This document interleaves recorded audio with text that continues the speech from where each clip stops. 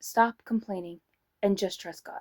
Yes, things suck, but how many times has the Lord come through before? Sometimes we can get stuck on what we're upset about, whether it's a blessing that hasn't happened that you keep begging God for, or your life isn't where you want it to be, and things are weighing on you and you aren't sure where to start.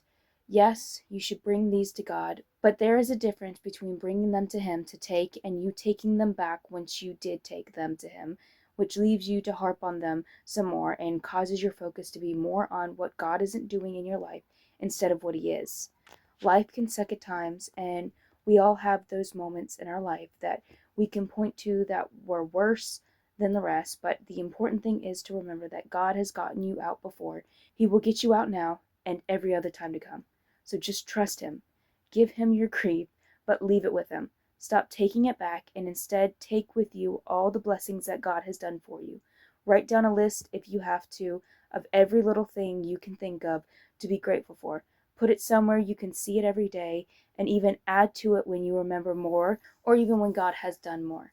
This is why so many keep a prayer journal, to see what prayers that have come true instead of focusing so hard on the ones that haven't. It's natural for us to remember the hardship in our lives easier than the good.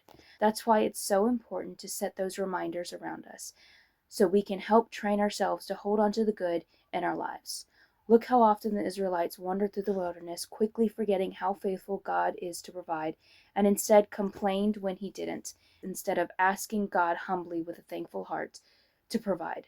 God wants to provide for us and does so often when we go to Him with gratitude instead of with grumbling. I know that it might seem like this isn't the case because of times it felt like He didn't, but even those times were for reasons for your good. We don't get to always know why God doesn't do something, but when you form a close relationship with Him, you learn His loving nature. And like a parent with a child, you will learn that there are times there is a no in places we don't want there to be. But it's because He knows how our want will harm us. Maybe not even directly, but will corrupt us in one way or another. So once again, trust God, because at the end of the day, He will provide what we need. And when it feels like He isn't, either it's coming or isn't something we need and it's going to hinder us in the long run. God bless you, loves, and keep your heart with God.